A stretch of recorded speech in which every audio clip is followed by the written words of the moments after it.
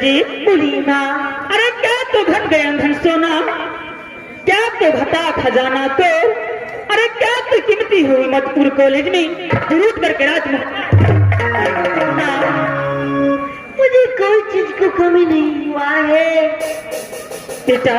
मेरा दिल चाहा कि अपनी माँ से मिलने को, मैं आपसे मिलने के लिए राजमुंबई आऊंगा। क्यों नहीं बेटा, इतने दिनों के बाद अपनी माँ से मिलने के लिए मेरे पुत्र इंद्रजीत कुमार आए हैं बेटा। नागपुर कॉलेज में दिल मन लगा कर पढ़ते लिखते हो ना? मैं बहुत अच्छा से पढ़ाई लिखाई करता हूँ, मेरा सर बहुत दुख रहा है माँ।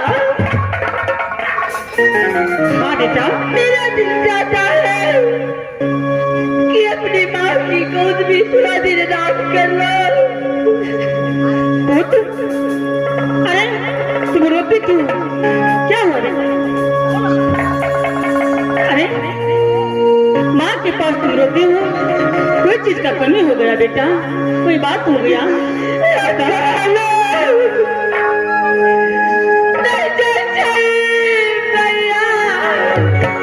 क्या हुआ पुत्र, बता बेटा।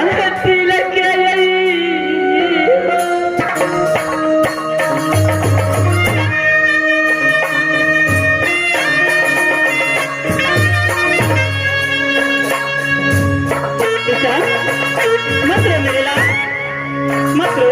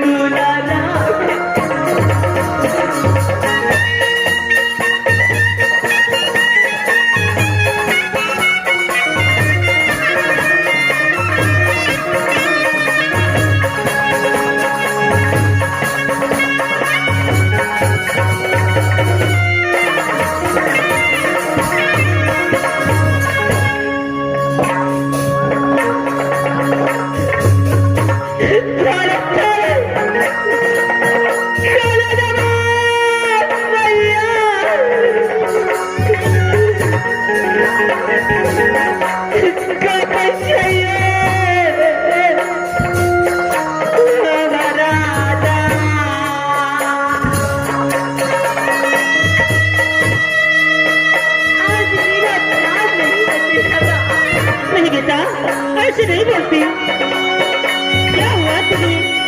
अपने माँ को बता पुत्र।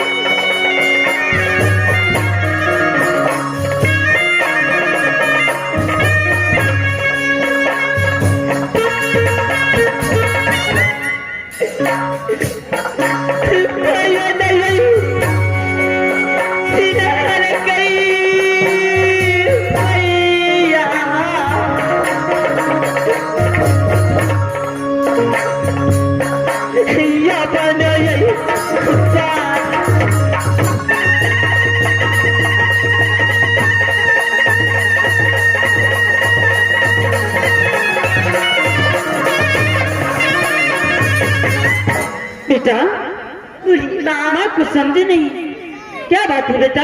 माँ मुझे बताओ। मैं दोनों भाई मधुपुर कॉलेज से राजमुंबई माँ।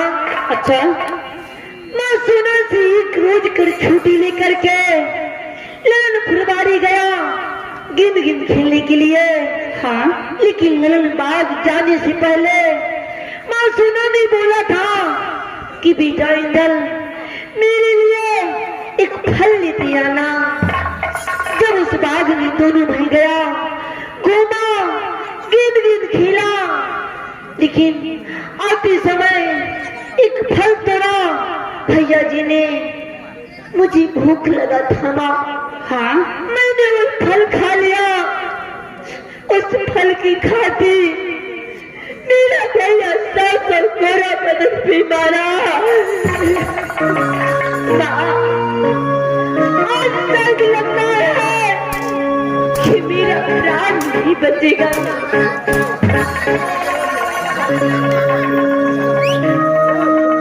नहीं ऐसे नहीं होती बेटा, एक फल के लिए बेटा तुझे 100 कोरा बदन पर मारा है। हाँ माँ, कहाँ मारा है बेटा, मुझे दिखाओ।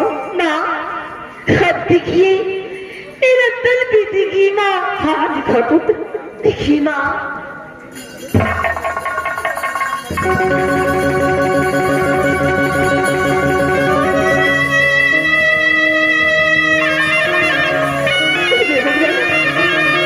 ऐसा नहीं हो सकता, मेरे पुत्र को बेटा एक फल के कारण बेटा जिसको बेटा 100 कोरा मारा। अरे छोटा था उसे भूख लगा था, फल खा लिया तो क्या हो गया। इंद्रजीत को बेटा अपने प्राणों से बढ़ करके मानते हैं, लेकिन ऐसा किया है, बहुत जुल्म किया है बेटा।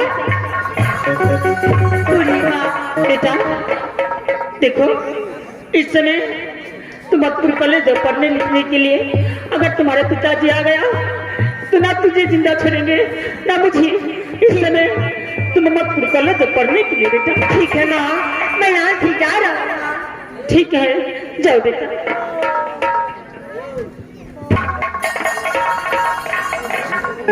परमात्मा सिंदल कुमार को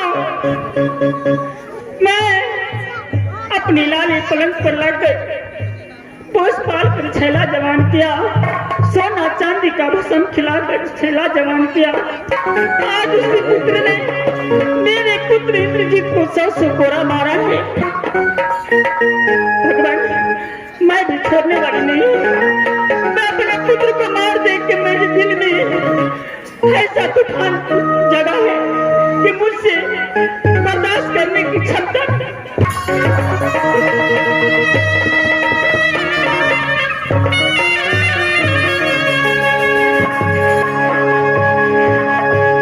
भगवती महारानी जगह बेटा के मार लगे, छोरा के कोई कुश्ती फूट दी,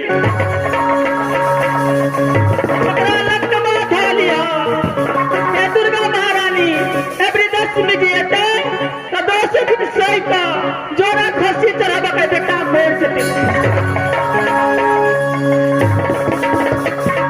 दिन के बेटा बेटा हमर बेटा कोई नहीं 100 दिनों के देखा देवे तो छोटा बेटा के की करबे तो हम ही। हे भगवान, हे सूर्य देवता, तोरा कहियो 100 दिन के बेटा जे मर देता तोरा हम हाथ उठा कर तोरा हम कह। अरे गोत्री, तुझे क्या हुआ है? अगर बेटा मर देते तो सवाल तो भोज करबो। गोत्री फुला, ऐ तुम किसको गाली दे रही है? तुझे क्या हुआ है? हे भगवान, हे दाता दीनानाथ, हे नगर समाज के लोग, तोरो कहिया चढ़वा के कोर कुश्ती फूट जिया तो न नीक होई है। अरे गोत्री, जब तक तू बताओगी नहीं तो मुझे कैसे मालूम पड़ेगी कि तुझे राज भापा में किसी ने गाली दिया है, तो कोई मारा है? सब धनखा के सौती हमारा पूछे की भला है, बेटा का पूछी गना, बच्चा का पूछी ना, जो ढाहा का पूछी। गोत्री, तूने मुझे गाली दे रही हो? अरे गोत्री, गाल न पड़बा, हमारा बेटा बेटा न अतर बेटा बेटा, और आज हम तुनकी मका चुनिए मका मुड़ी मचल। गोत्री फला बहुत गुस्से में है। अरे गोत्री देखो, अरे मैं तो तुझे अपनी बेटी के समान मानती हूँ। कथी का बेटी, कथी का, कथी का मास्टर साहब लोग बुझलिया ना, नहीं बुझते, बुझलिया। लोग कहे कि सीधा मुझे घी नहीं निकले छे ना, गनवाली का तैयार कभी पे निकलते।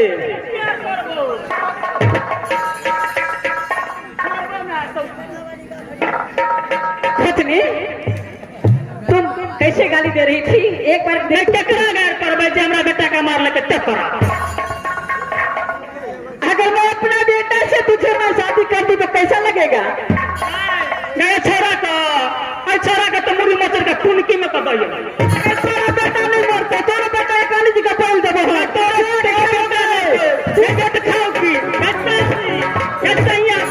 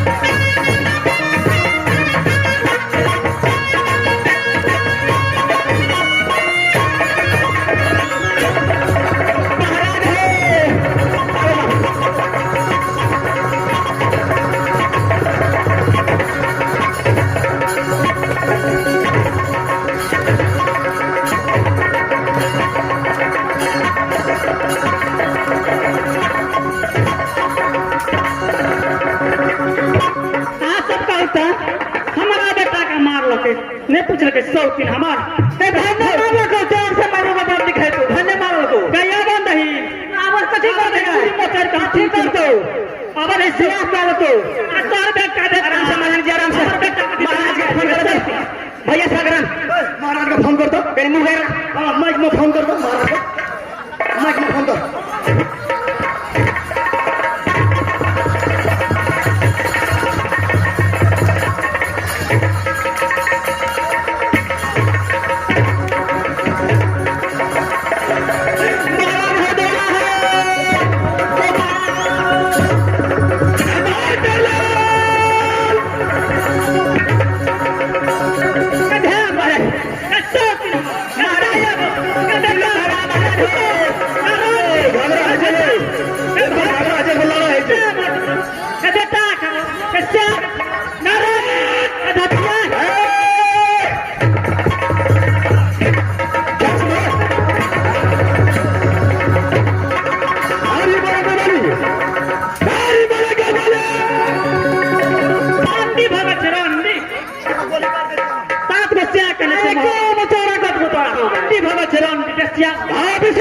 महाराज बड़ी काल से लड़ाई थी सब दाना हम थे कैसे में फिर मर गया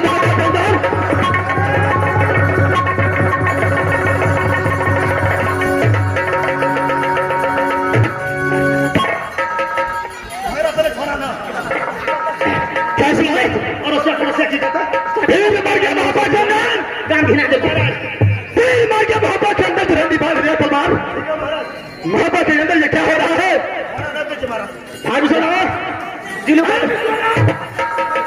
थोड़ा सा जगह धागा धागा दे आराम से कर रहे जे छे महाराज चलिए ले कर रहे जे छे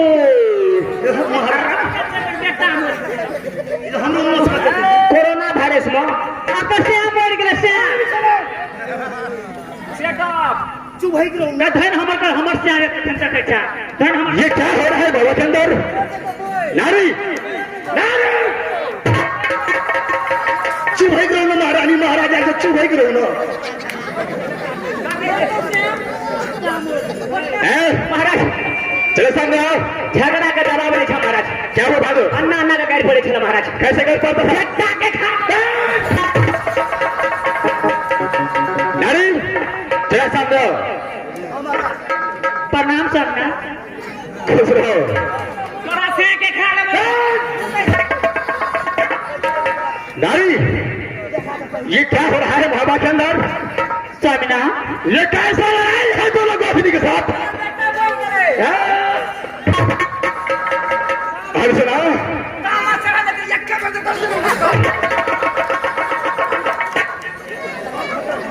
नारी हाँ स्वामिना ये लड़ाई का कारण क्या है क्या दोनों गोपिनी इस समय लड़ाई कर रही हो जो एक समय था तुम उसके बिना नहीं रहती थी या तेरे बिना नहीं रहता था लेकिन इस समय लड़ाई दोनों गोपिनी का लड़ाई कैसे है गाली बंद करो जो ना पूछता उसको सही सही जवाब दो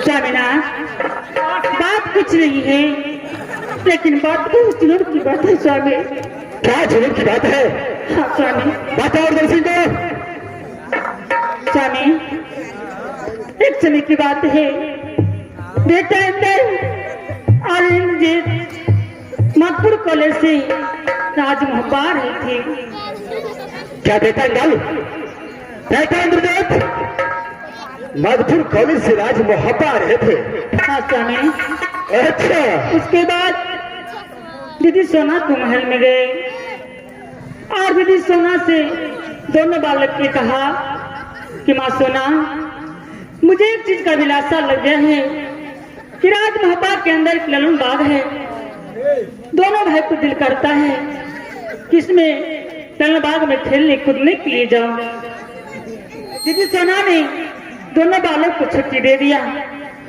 और जाते समय दीदी सोना ने कहा कि बेटा अगर ललन बाग घूम फिर के आना तो मेरे लिए एक सुंदर सा फल लेके आना क्या राज मोहब्बा के अंदर 3600 प्याज मिल करके खाएंगे भारी सोना ने बोली कि 50 लाल बाग से वापस आना तो एक सुंदर फल लेकर आना हाँ स्वामी उस फल को 3600 प्याज मिल करके खाएंगे हाँ स्वामी चलो इसका क्या बताओ स्वामी उसके बाद जब सुंदर सा फल देखा बेटा इंद्रजीत ने तो अपने भैया से कहा कि भैया मुझे बहुत जोरों से भूख लगा है एक सुंदर सा फल है आप नीचे रहिए मैं पेड़ पे चढ़ता हूँ इंद्रजीत पेड़ पे चढ़ा और इंद्रजीत को बहुत भूख लगा था इंद्रजीत ने फल खा लिया इसे फल के कारण इंद्र ने